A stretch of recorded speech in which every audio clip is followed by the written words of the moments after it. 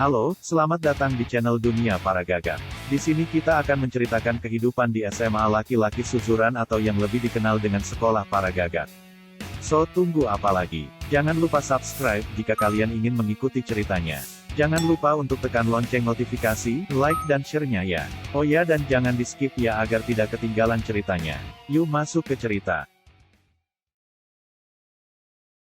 Chapter ini diawali dengan Bouya yang sudah berada di jalan dan diikuti oleh Yasuda.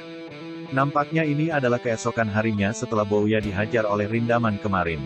Bouya masih memakai perban, namun sepertinya dia tidak bisa tinggal diam dan akan mencari Rindaman. Yasuda yang mengetahui itu berusaha untuk menghentikan Bouya. Yasuda mengatakan bahwa tidak mungkin Rindaman berada di tempat keramaian seperti ini. Suatu saat pasti Rindaman juga akan muncul di sekolah, jadi Bouya diminta untuk bersabar dan tenang dulu. Mendengar itu Bouya langsung mendekati Yasuda dan langsung memukul Yasuda. Bouya mengatakan kalau dia tidak bisa tenang setelah kejadian kemarin. Dia ingin segera mencari Rindaman. Saat sedang ngobrol ini, tiba-tiba Bouya melihat orang sekilas mirip Rindaman dari belakang. Saat dikejar dan akan dipukul, taunya itu bukanlah Rindaman. Bouya lantas tak menyerah begitu saja. Dia tetap ingin mencari Rindaman. Dia belum pernah dipukul seperti itu sebelumnya. Tentu hal ini tak mungkin Bouya lewatkan begitu saja. Bouya ingin menyampaikan tinjunya juga ke Rindaman. Scene berpindah di Suzuran, tepatnya di atap gedung sekolah. Di sana sudah ada Pon, Hiromi dan Mako. Yasuda melapor kepada mereka bahwa Bouya kemarin telah dihajar oleh Rindaman dan saat ini sedang mencari Rindaman kemana-mana.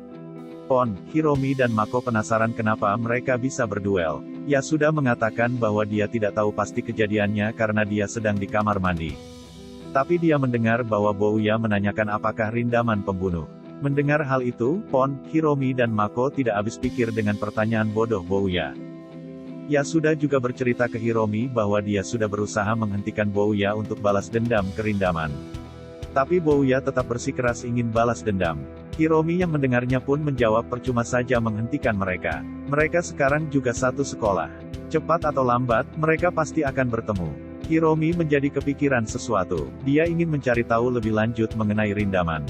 Dari lama dia juga ingin menggali informasi tentang Rindaman. Pon dan Mako pergi meninggalkan Hiromi dan Yasuda.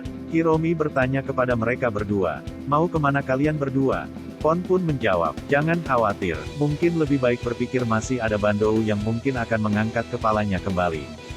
Mereka berdua pun pergi. Hiromi juga akan menyusul mereka pergi. Namun sebelum Hiromi pergi, dia menyuruh Yasuda untuk menemuinya nanti sepulang sekolah. Dia ingin mengajak Yasuda untuk menemui seseorang sahabat Rindaman untuk menanyai informasi mengenai Rindaman. Scene berpindah kembali di mana Bouya masih mencari-cari Rindaman ke sana kemari. Sudah lama namun juga tetap belum menemui Rindaman juga. Saat menoleh ke sana kemari, dari kejauhan nampak ada seseorang dari belakang yang mirip sekali dengan Rindaman. Bouya lantas mengejar orang itu. Taunya yang ditemui adalah orang pertama salah sasaran tadi. Bouya pun langsung memukul orang itu dan berkata untuk tidak berkeliaran di sini lagi. Yang salah siapa, yang marah siapa? Tapi scene ini lucu banget sih. Oke lanjut. Setelah itu Bouya kembali pergi mencari Rindaman kembali. Saat sedang berjalan kembali mencari Rindaman, Bouya bergumam bahwa dia gemetar saat melihat Rindaman. Dia tidak pernah merasakan hal itu sebelumnya. Tidak mungkin dia bergetar karena takut dengan Rindaman. Bouya pun melampiaskan kekesalannya dengan menendang papan stand rumah makan yang entah rumah makan milik siapa. Scene berpindah di mana Hiromi dan Yasuda sudah sampai di tempat kerja sahabat Rindaman. Dia adalah Katsuragi Genjiro. Dia adalah kakak kelas Hiromi dan Yasuda sekaligus sahabat Rindaman yang sudah lulus sekolah. Makanya dia sudah bekerja saat ini. Katsuragi pun dipanggil oleh pimpinannya saat sedang bekerja. Katsuragi agak sedikit kaget siapa tamu yang datang untuk menemuinya. Akhirnya Katsuragi izin untuk menemuinya. Saat menemui tamunya, Katsuragi agak sedikit kaget karena yang menemuinya adalah Hiromi dan Yasuda, adik tingkat Katsuragi. Katsuragi pun mengajak Hiromi dan Yasuda ke tempat mereka akan ngobrol. Katsuragi mulai bertanya ada apa mereka menemuinya. Namun sebelum lanjut Katsuragi meminta rokok dulu kepada Hiromi. Ini kakak tingkat udah kerja bukannya ngasih adik tingkat yang masih sekolah malah minta. Oke lanjut. Hiromi menjelaskan perihal kedatangan mereka berdua menemui Katsuragi. Hiromi ingin menanyakan sesuatu, yaitu mengenai Hayashida Megumi atau yang lebih dikenal sebagai Rindaman. Scene berpindah kembali di mana Bouya masih saja mencari-cari Rindaman. Dia berlari ke sana kemari untuk mencari Rindaman. Akhirnya, Bouya pun menemukan Rindaman di jembatan penyeberangan. Bouya langsung naik ke atas dan berteriak memanggil nama Rindaman. Rindaman pun menoleh kepada Bouya.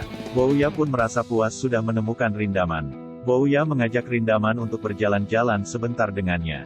Scene berpindah kembali di mana Hiromi dan Yasuda sedang mengobrol dengan Katsuragi. Sebelum menjelaskan lebih jauh, Katsuragi bertanya kepada Hiromi. Katsuragi mendengar bahwa Hiromi berkelahi dengan Bandou. Dia juga tahu kalau Rindamanlah yang membawa Hiromi ke rumah sakit. Mendengar hal itu Hiromi kaget. Ternyata benar bahwa Rindamanlah yang membawa dia ke rumah sakit. Kembali ke pertanyaan Hiromi tadi yang mengatakan bahwa dia ingin mengetahui informasi lebih tentang Rindaman. Sejujurnya Katsuragi sedikit kaget dengan pertanyaan Hiromi. Katsuragi menanyakan tentang apa informasi yang Hiromi ingin dapatkan. Namun sebelum Katsuragi menjelaskan lagi-lagi dia meminta rokok kepada Hiromi dengan wajah konyolnya. Sebelumnya memang banyak yang datang kepada Katsuragi untuk menanyai tentang Rindaman. Mereka adalah orang-orang yang dendam karena telah dihajar oleh Rindaman. Tapi baru kali ini ada yang datang untuk menanyakan sesuatu tentang Megumi. Scene berpindah di mana Bouya sudah membawa Rindaman jalan-jalan menuju pinggir sungai di bawah jembatan. Rindaman menanyakan perihal Bouya membawa dia sampai sejauh itu. Bouya saat itu sedang pemanasan. Rindaman kembali mengatakan bahwa percuma dia bertanya seperti itu. Lalu Bouya menyaut bahwa pukulan Rindaman tempo hari benar-benar kuat. Dia bisa merasakan dari ujung kepala sampai ujung kaki. Namun kali ini adalah giliran Bouya untuk menghajar Rindaman. Sebelum memulai pertarungan, Bouya seperti biasa ngoceh gak jelas. Dia malah menceritakan perihal di mana dia bisa mendapatkan kekuatannya. Kata Bouya, dia mendapatkan kekuatannya dari tempat berlatih bertapa kura-kura. Saat mendekati lagi Bouya langsung menunjuk ke belakang Rindaman sambil mengatakan, "Hoi, lihat di sana itu awan nimbus." Rindaman langsung menoleh ke belakang. Saat menoleh ke belakang inilah Bouya bersiap-siap meninju Rindaman. Saat Rindaman kembali berbalik, dan bam, Rindaman mendapatkan tinju dari Bouya. Rindaman pun langsung roboh. Bouya mengetahui hal itu sambil berkata, "Itu balasan untuk yang kemarin." Mereka pun sempat cekcok lagi karena Rindaman berpikir Bouya itu bodoh karena menipu hal seperti itu yang anak SD pun tidak akan percaya. Namun Bouya juga membalas bahwa Rindamanlah yang bodoh karena dia bisa tertipu. Rindaman pun bangkit. Dia berkata bahwa dia akan bermain dengan Bouya. Namun Rindaman berpesan kepada Bouya bahwa dia berbeda dengan Bandou.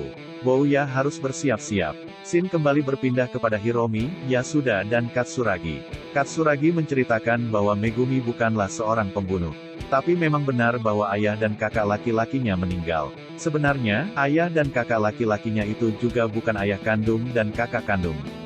Katsuragi menceritakan bahwa ayah kandung Megumi sudah lama meninggal saat Megumi masih kecil. Lalu ibunya Megumi berniat untuk menikah kembali. Namun naas, ibunya meninggal sehari sebelum pernikahan karena kecelakaan. Akhirnya Megumi diputuskan untuk tinggal bersama calon ayah tiri dan calon kakak tirinya. Calon ayah tirinya Megumi ini sangat baik. Dia memperlakukan Megumi seperti anak kandung. Bahkan melebihi itu, masalahnya adalah pada kakak tirinya. Kakak tirinya merasa cemburu dengan Megumi karena dia berpikir Megumi sudah merebut ayah tirinya. Lalu kakaknya ini semakin hari semakin bertingkah aneh. Hingga suatu hari, kakaknya ini berkelahi dengan ayahnya karena permasalahan sepele. Sampai-sampai kakak tirinya ini menusuk ayahnya. Megumi yang baru saja kembali dari sekolah berjalan masuk dan mencoba menghentikan kakaknya. Akhirnya kakak tirinya dan Megumi berebut pisau yang mana pisau tersebut malah menancap di dada kakak tirinya itu. Kakaknya langsung meninggal seketika, sementara ayah tiri Megumi meninggal 2 hari kemudian karena mendapatkan tusukan pisau dari kakaknya. Itu merupakan sebuah kecelakaan yang mana Megumi juga tidak menginginkan hal itu terjadi. Hingga saat ini pun Katsuragi bercerita bahwa hal itu sangat mempengaruhi Megumi. Scene berpindah kembali di mana Bouya dan Rindaman sedang bertarung. Bouya sudah tergeletak karena mendapatkan pukulan Rindaman. Bouya bergumam dalam hati, "Keparat ini boleh juga." Rindaman yang melihat Bouya tergeletak mengatakan, "Apakah hanya segitu saja kemampuanmu?" Mendengar hal itu Bouya langsung bangkit dan langsung menuju Rindaman. Perkelahian pun tak terelakkan, mereka silih berganti menghujamkan pukulan. Saat perkelahian berlangsung, scene berpindah kembali di mana Katsuragi masih bercerita tentang Megumi. Dia menceritakan bahwa setelah kejadian itu, rumor yang buruk menghampirinya begitu saja. Ditambah dengan badan yang besar dan tinggi tidak ada orang yang mau mendekatinya karena takut. Lalu sewaktu kelas 2 SMP, kakeknya Megumi memutuskan untuk menjadi walinya dan membawa Megumi ke kota. Setelah itu dia menyendiri. Dan cerita kali ini pun selesai. Gimana alur ceritanya teman-teman? Menarik bukan? Jika kalian punya usul, silahkan ketik di kolom komentar di bawah ya. Saran dan masukan kalian akan sangat berarti bagi kami demi channel ini makin berkembang. Terima kasih yang sudah menonton. Nantikan cerita selanjutnya. Tekan subscribe dan lonceng notifikasi agar tidak ketinggalan ceritanya. Sampai jumpa kembali.